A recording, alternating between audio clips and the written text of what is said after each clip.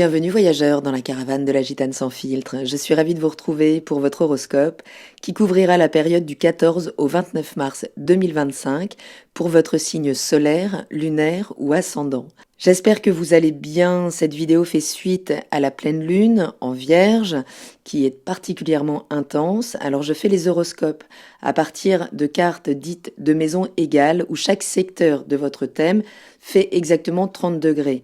Donc il peut être intéressant de monter votre propre thème pour réajuster aux bons secteurs qui peuvent bouger en fonction de votre lieu de naissance. Donc je vous affiche le lien direct pour accéder au petit tutoriel sur ma chaîne pour pouvoir monter votre thème gratuitement. Donc dans un premier temps, on va d'abord regarder justement quel axe impacte la pleine lune pour votre signe. Et dans un deuxième temps, nous verrons l'évolution de la lune qui va continuer de franchir les étapes signe par signe jusqu'à la prochaine nouvelle lune en bélier qui annoncera le printemps. Cette pleine lune est particulièrement puissante, c'est une éclipse. Ce sont des moments où il faut être vigilant à ne pas exercer une fascination trop importante concernant ces phénomènes qui peuvent s'avérer être des portails énergétiques importants. Faut-il encore en connaître la nature? L'événement astro du moment, c'est la rétrogradation de Vénus, puis celle de Mercure, qui va enchaîner le pas très rapidement pour conjointement nous apprendre à revoir notre manière de communiquer, à revoir notre système de valeurs, ce que nous faisons de nos valeurs, et ce, à titre individuel dans l'énergie du bélier. Si vous êtes bélier, ascendant bélier, ou si vous avez la lune dans le signe du bélier, cette période de 15 jours, là, c'est la dernière ligne droite pour votre signe avant une puissante renaissance personnelle. Le soleil est conjoint à Saturne, Neptune, nœud nord en poisson dans votre secteur 12, secteur du bilan, et c'est opposé à la lune, conjointe au nœud sud en vierge, dans votre secteur du quotidien, du travail, de la santé, quelle qu'elle soit, donc votre secteur 6.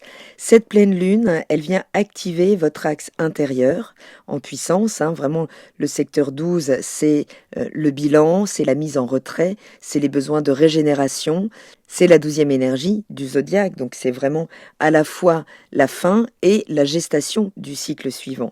Et en face, le secteur 6 qui vient mettre en lumière là la nécessité finalement de faire un profond nettoyage émotionnel pour qu'il y ait une vraie régénération physique en face et finalement plus opérative dans votre quotidien.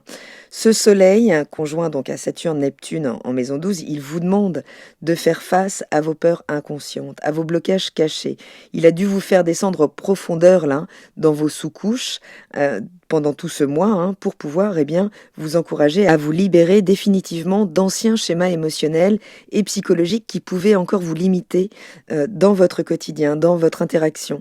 Donc la lune en maison 6 conjointe au nœud sud, elle fait remonter vraiment toutes vos patterns là d'hyper-contrôle, de jugement peut-être, de rigidité dans les routines, de problématiques dans votre comportement au quotidien en lien avec des obligations qui finalement ont pu devenir presque toxiques et qui sont en tout cas obsolètes, qui viennent nuire aujourd'hui à votre bien-être physique, psychique et émotionnel.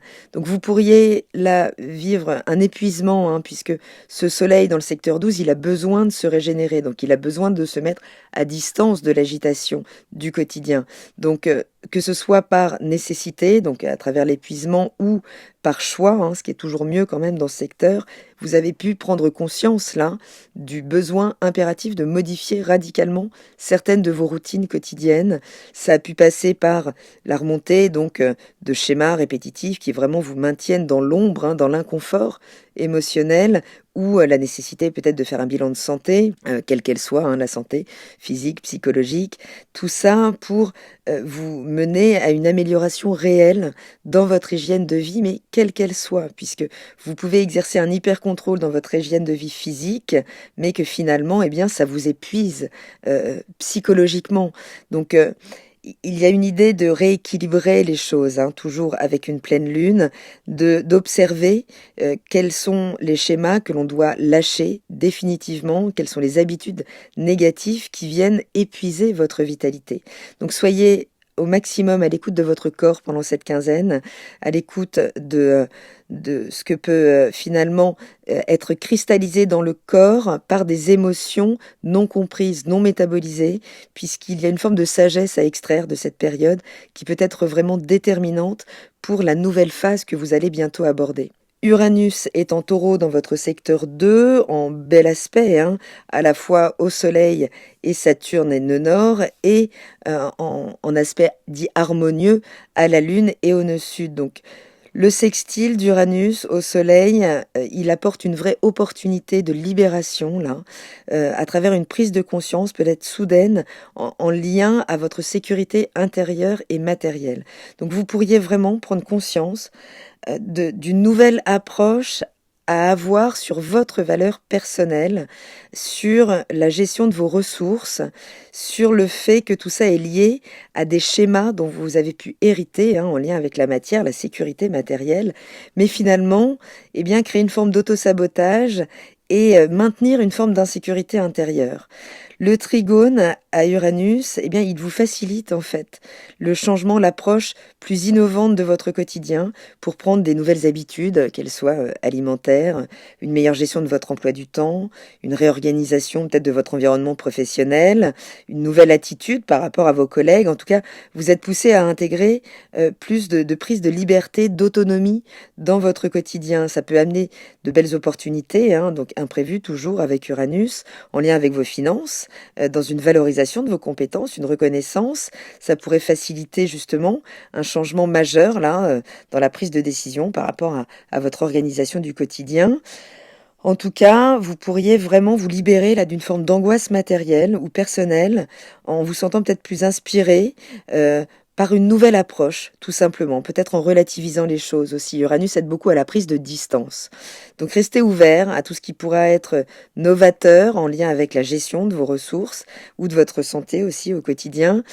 Soyez à même d'accueillir les changements. Hein, il est question quand même de s'assouplir, puisque le nœud nord est en poisson, il faut quand même aller vers une intégration, une dissolution de nos schémas rigides, hein, qui peuvent remonter là dans l'énergie de la Vierge au quotidien.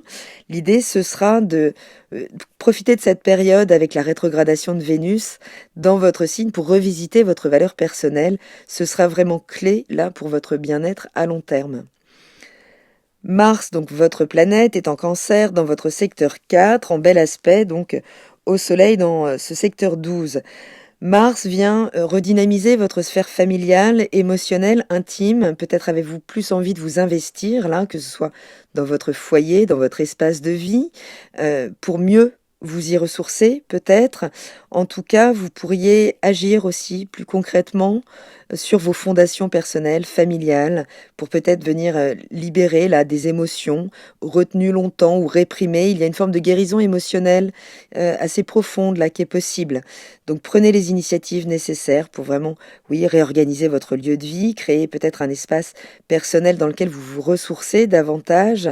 Vous pourriez prendre des décisions peut-être de changer d'espace de vie. Ça peut parler d'un dialogue familial libérateur, que ce soit avec la famille d'où vous venez ou le foyer que vous avez créé. En tout cas, il y a possibilité de clarifier les choses là au niveau émotionnel pour peut-être dépasser des anciens conflits ou des malentendus.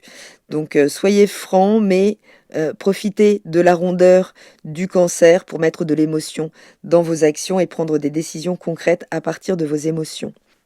Je vous invite à prendre de quoi noter si vous souhaitez les temps forts de cette période-là, puisque la Lune va continuer de transiter les énergies du zodiaque jusqu'à votre signe, qu'elle va venir donc soutenir pour la prochaine nouvelle Lune.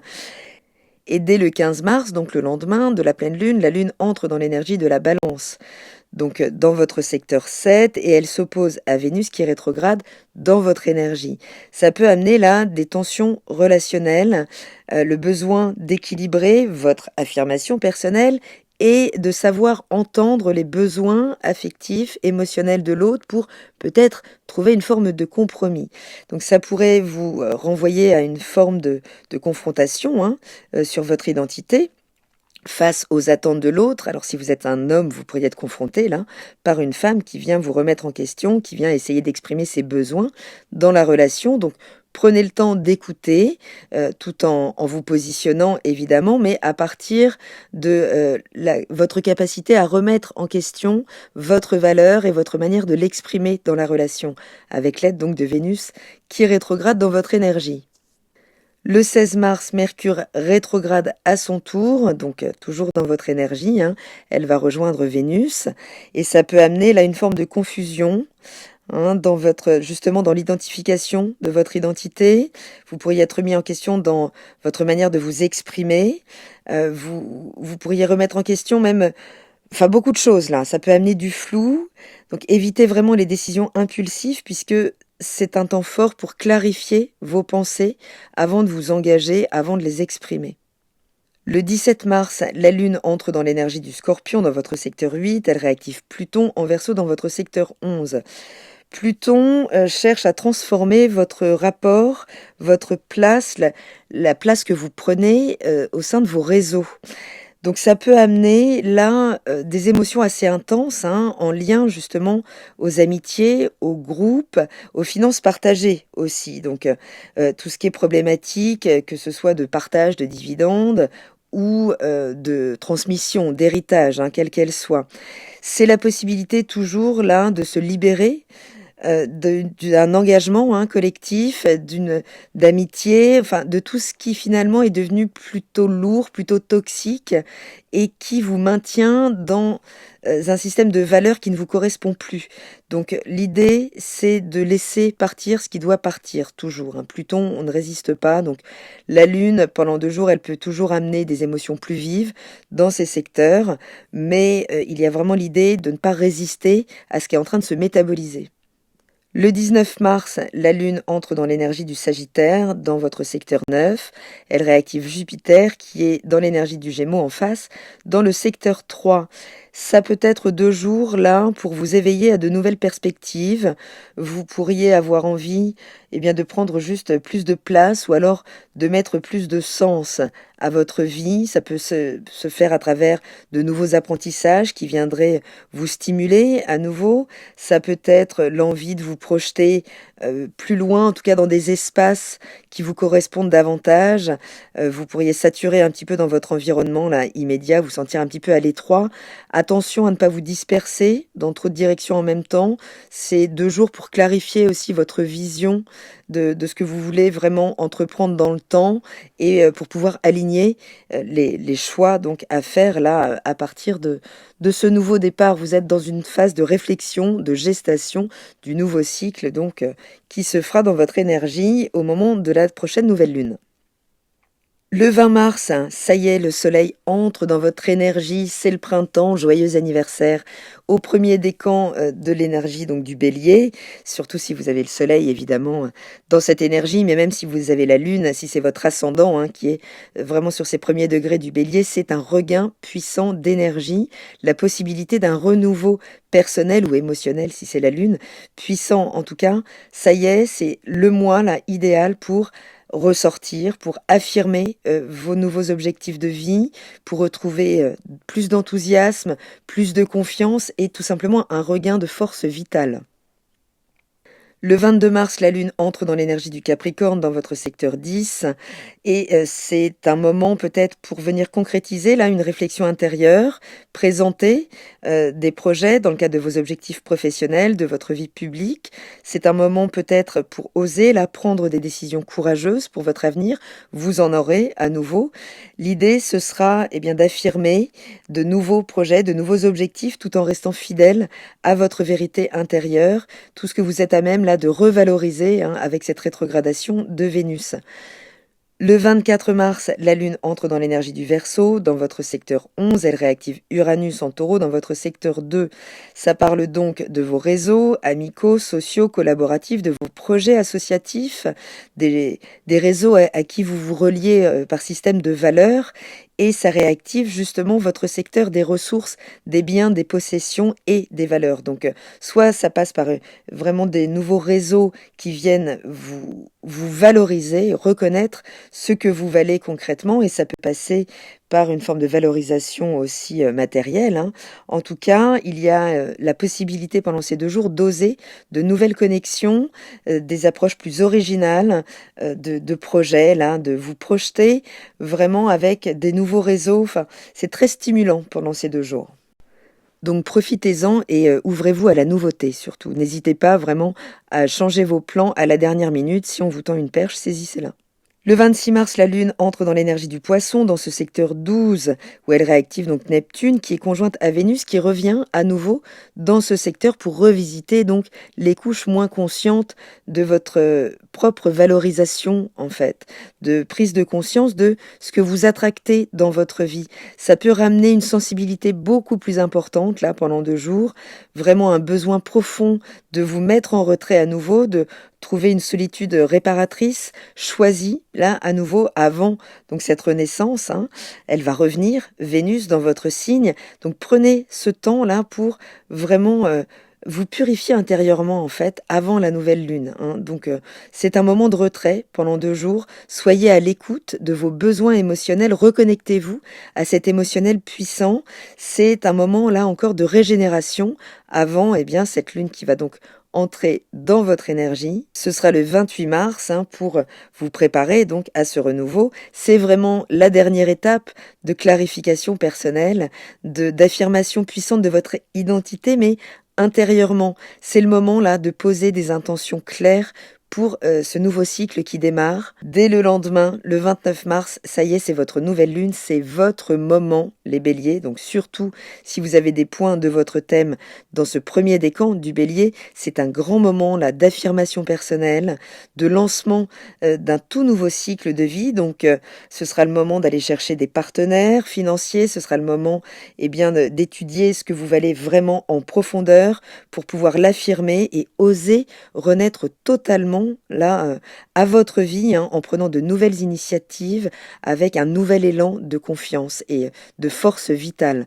Donc c'est vraiment un moment là nécessaire qui vous prépare donc à l'avènement donc de ce nouveau vous. Donc si c'est le soleil que vous avez dans l'énergie du bélier, on parle d'une affirmation puissante de votre identité. Là, vraiment, vous renaissez complètement, hein, à cette nouvelle lune. Donc prenez le temps, là, d'écouter ce qui remonte, d'être à l'écoute de ce qui vous oppresse trop dans le quotidien, ce qui vous demande trop, de faire le tri dans ce qui vient vous oppresser en termes de responsabilité. Il y a l'idée vraiment de vous réinvestir dans votre propre sécurité matérielle, émotionnelle, d'être beaucoup plus à l'écoute de ce qui est en train de naître à votre conscience de qui vous êtes. Si c'est l'ascendant que vous avez dans l'énergie du bélier, eh bien c'est un nouveau départ majeur là dans votre manière d'agir, de vous présenter au monde, d'assumer votre énergie avec beaucoup plus d'authenticité. C'est un grand moment vraiment de renaissance. Donc profitez vraiment de ce moment là de 15 jours de mise en retrait, de vous ressourcer, de préparer les choses en coulisses. Et si c'est la lune que vous avez dans l'énergie du bélier, on parle d'une renaissance émotionnelle intense. Donc vraiment prenez soin de votre énergie vitale, soyez à l'écoute de ce que votre corps vous dit, puisqu'il traduit des émotions peut-être enquistées depuis trop longtemps. Il y a des schémas desquels vous devez vous départir. C'est un moment vraiment que vous pouvez saisir pour vous libérer de beaucoup de poids émotionnel. Donc soyez à votre écoute profonde, c'est un grand moment à saisir pour vous sentir beaucoup plus léger et retrouver beaucoup plus de vaillance et d'audace dans votre vie émotionnelle à l'avenir. Voilà voyageurs, j'espère avoir un petit peu éclairci cette période, donc préparatoire, je le rappelle, c'est bientôt votre moment, donc prenez le temps de vous ressourcer intensément, prenez bien soin de vous, je vous embrasse et je vous dis à très bientôt dans la caravane de la Gitane sans filtre. Salut!